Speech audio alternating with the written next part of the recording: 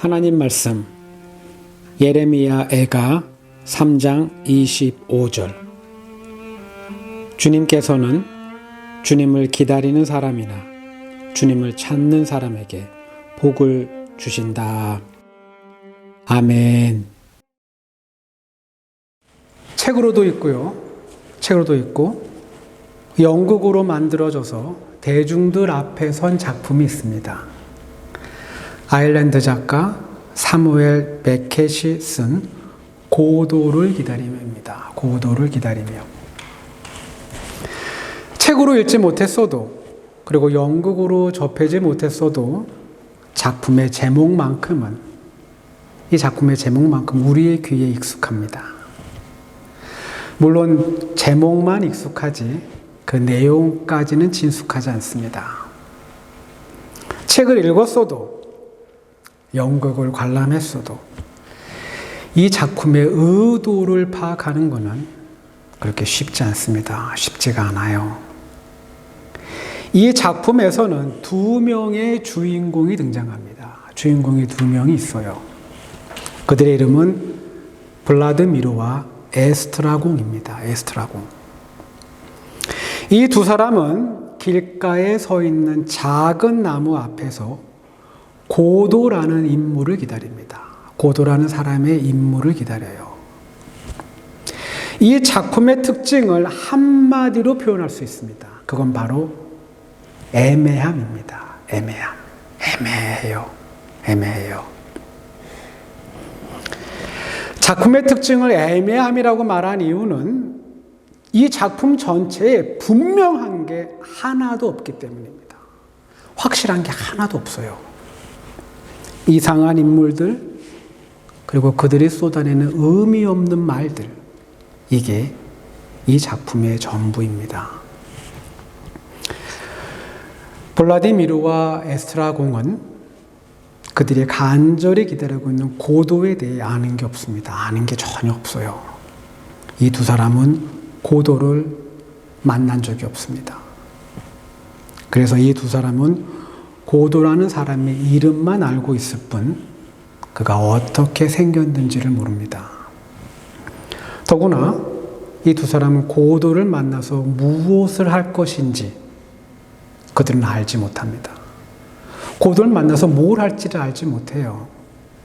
결국 이 두 사람은 자신들이 왜 고도를 기다리고 있는지 그 이유도 알지 못한 채 기다려요. 이 두 사람은 많은 대화를 나눕니다. 국중에서 많은 대화를 나누어요. 근데 그 대화의 내용에 새로운 건 없습니다. 새로운 게 없어요. 그들은 고도가 올 때까지 기다려야 한다는 것, 그리고 고도는 언제 올까? 이 대화를 작품이 끝날 때까지 무한 반복합니다. 그리고 이 작품에서 제일 황당하고 그리고 어이가 없는 건 작품의 제목이 고도를 기다리고 있지만 그렇게 오랫동안 기다렸던 그 고도는 오지 않습니다. 고도는 나타나지 않아요. 이 작품이 애매하고 이해하기 어려운 이유는 고도가 누구인지 그가 어떤 사람이고 그가 뭘 하는 사람인지 알 수 없다는 겁니다. 알 수가 없어요. 어떤 사람들은요, 고도를 신 혹은 절대자로 이해했습니다. 근데 이 작품의 저자 사무엘 베켓은 고도는 신이 아니라고 이미 밝힌 적이 있습니다. 그렇다면 고도는 과연 누구인가? 저는 개인적으로 고도를 말이 통하는 사람이라고 해석합니다. 저는 고도를 말이 통하는 사람이라고 해석을 해요. 이렇게 제가 해석하는 이유는 이 작품이 쓰여진 연도와 관련이 있습니다. 이 작품은요, 1952년도에 처음으로 발표되었습니다. 그렇다면 이 작품의 저자는 1939년 9월에 시작해서 1945년도에 끝난 무려 6년 동안 유럽 대륙은 물론 태평양 국가들까지 고통에 빠뜨렸던 세계 제2차 대전을 눈앞에서 목격한 사람입니다.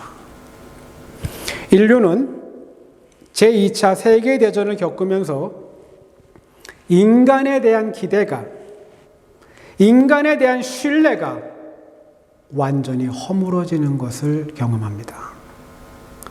그동안 인류는 다른 피조물들과 비교하면서 그들 스스로 이성을 지닌 우월한 존재라고 믿었습니다. 우리는 우월한 존재다. 이성이 있기 때문에. 근데요, 전쟁을 겪으면서 그렇지 않다는, 전혀 그렇지 않다는, 다른 동물들과 전혀 다를 바 없다는 실망스럽지만 분명한 그리고 철저한 자각을 하게 됩니다. 이제 인간은요, 이성을 지닌 합리적인 존재가 아닙니다. 본능에 따라 움직이고 충동에 따라 결정하는 동물 그 이상도 그리고 그 이하도 아닌 그런 존재입니다.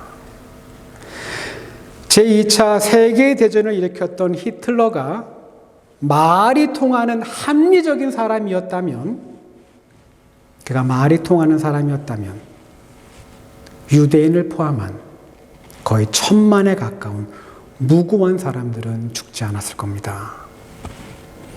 작품 속 주인공 블라디미르와 에스트라공은 고도를 기다립니다.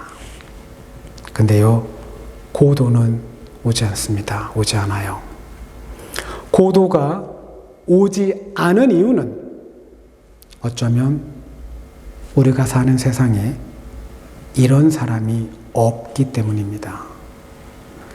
이성을 지닌 합리적인 사람, 말에 통하는 사람, 어쩌면 이런 사람이 없기 때문에 작품 속에 있던 두 주인공들은 고도를 만나지 못했을 겁니다. 마태복음 25장에도 특별한 사람을 기다리는 10명의 사람들이 등장합니다. 하나님의 아들 예수 그리스도께서 비유로 말씀하신 신랑을 기다리는 10명의 처녀들입니다. 사무엘 베켓의 고도를 기다리며와 예수님의 비유 사이에는 공통점이 존재합니다. 근데요, 예수님의 비유의 말씀이 더 가치 있고 훨씬 더 중요합니다. 왜냐하면 예수님의 비유는 기다리는 것보다, 즉 기다림 그 자체보다 더 중요한 것이 있다는 것을 우리에게 가르쳐주고 있기 때문입니다. 예수님의 비유의 말씀에는 10명의 처녀를 5명씩 구분하는 기준이 등장합니다. 그건 바로 지혜입니다. 지혜. 우린 무언가를 기다린다고 할 때, 기다림 자체를, 기다리는 걸 꽤 괜찮은 것으로 판단합니다. 근데요, 예수님의 비유의 말씀은 기다림 자체는 특별한 의미를 갖고 있지 않습니다. 어떻게 기다리는지가 훨씬 더 중요합니다. 마태복음 25장 1절에서 4절입니다. 그런데 하늘나라는 저마다 등불을 들고 신랑을 맞으러 나간 10 처녀에 비길 수 있을 것이다. 그 가운데서 5은 어리석고 5은 슬기로웠다. 어리석은 처녀들은 등불은 가졌으나 기름은 갖고 있지 않았다. 그러나 슬기로운 처녀들은 자기들의 등불과 함께 통에 기름도 마련하였다. 신랑을 기다리는 10명의 처녀가 있습니다. 이들은 앞으로 신랑을 만나게 되면 신부가 될 사람들입니다. 무언가를 기다린다고 해서 뭔가를 기다린다고 해서 지혜로운 건 아닙니다. 지혜로운 건 아니에요. 이 말은 기다림 자체가, 기다리는 것 자체가 우리를 지혜롭게 만들어주지 않는다는 겁니다. 슬기로운 처녀들은 준비를 하고 기다립니다. 이들은 다른 5명의 처녀들과 달리 제대로 준비를 하고 기다리는 건 이들은 자신들이 누구를 기다리는지, 즉 자신들이 기다리고 있는 대상을 이들은 분명하게 알고 있었기 때문입니다. 마태복음 25장 6절에서 10절입니다. 마침내 기다렸던 신랑이 옵니다. 그런데 한밤중에 외치는 소리가 났다. 보아라, 신랑이다. 나와서 맞이하여라. 그때 그 처녀들이 모두 일어나서 제 등불을 손질하였다. 미련한 처녀들이 슬기로운 처녀들에게 말하기를 우리 등불이 꺼져가니 너희의 기름을 좀 나누어 다오 하였다. 그러나 슬기로운 처녀들이 대답을 하였다. 그렇게 하면 우리에게나 너희에게나 다 모자랄 터이니 안 된다. 차라리 기름 장수들에게 가서 사서 써라. 미련한 처녀들이 기름을 사러 간 사이에 신랑이 왔다. 준비하고 있던 처녀들은 신랑과 함께 혼인잔치에 들어가고 문은 닫혔다. 신랑이 도착했습니다. 신랑이 도착했어요. 나와서 맞이하라는 요청이 떨어집니다. 5명의 처녀는 기다렸던 신랑을 만납니다. 그리고 다른 5명의 처녀는 기름 장수를 만나러 갑니다.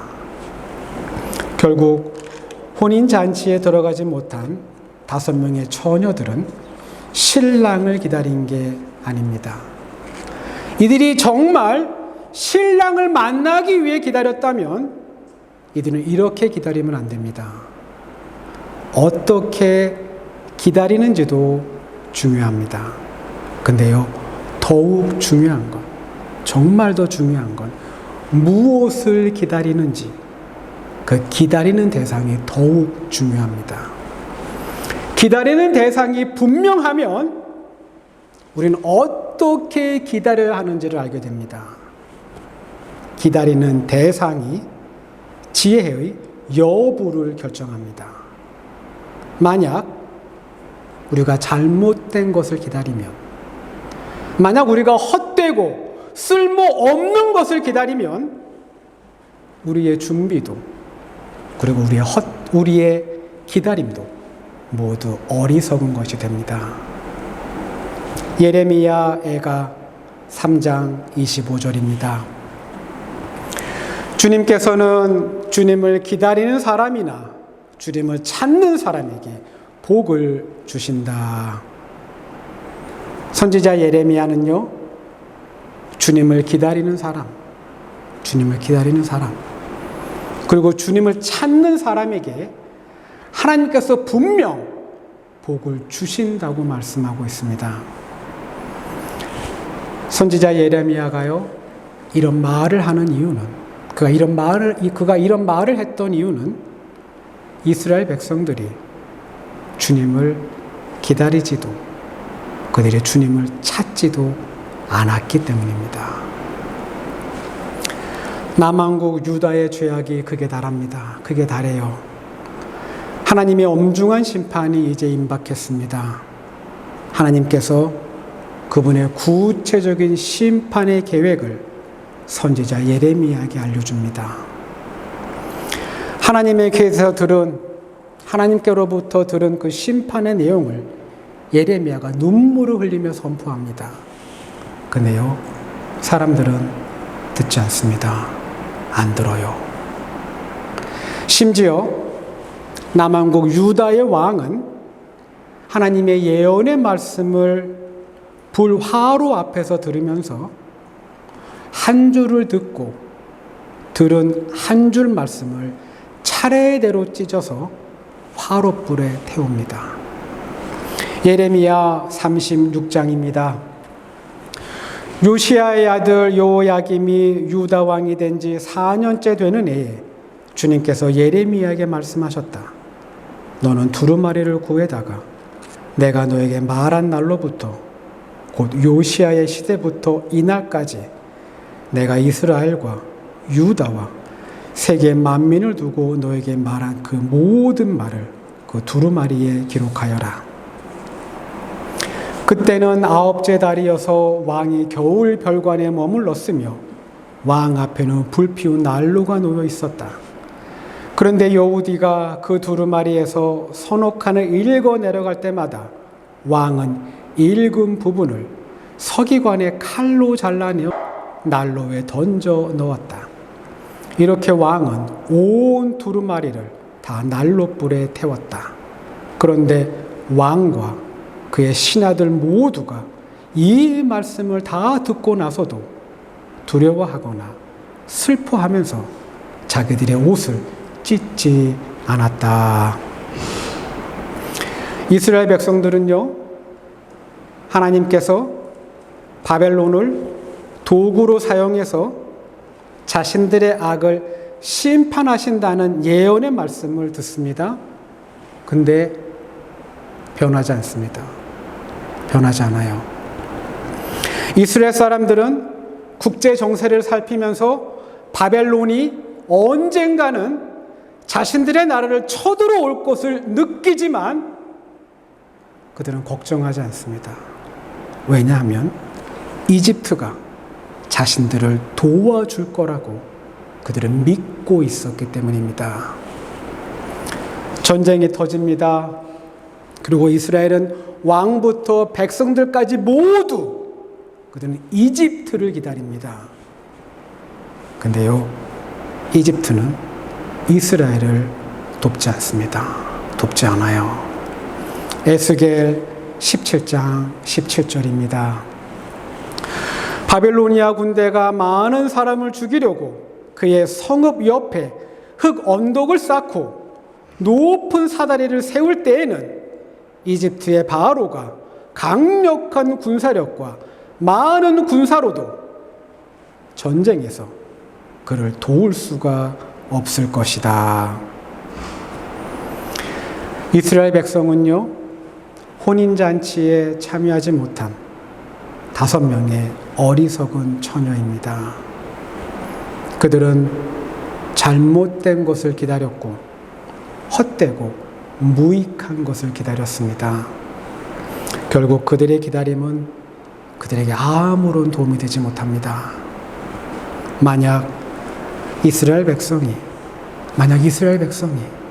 이 위기 앞에서, 그들이 만난 이 위기 앞에서 그들이 하나님을 기다렸다면, 그들이 하나님의 도움과 그들이 하나님의 손길을 기다렸다면 분명 이스라엘의 역사는, 그리고 그들의 삶은 달라졌을 겁니다.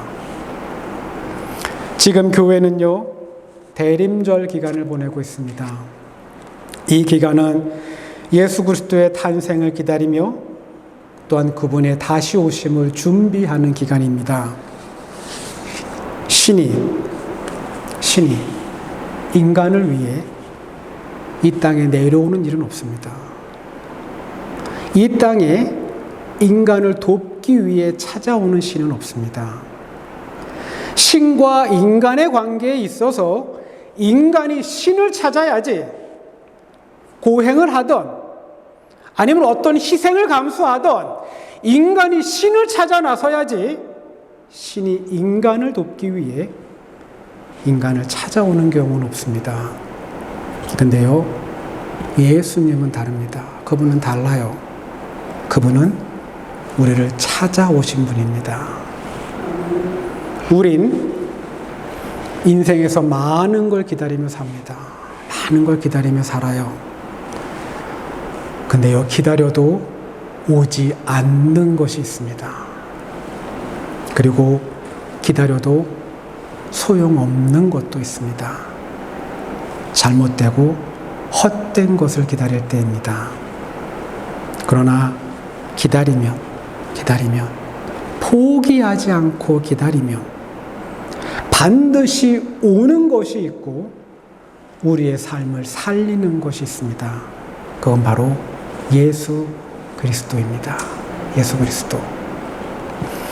이스라엘 백성들은 예레미야의 말을 듣지 않았습니다.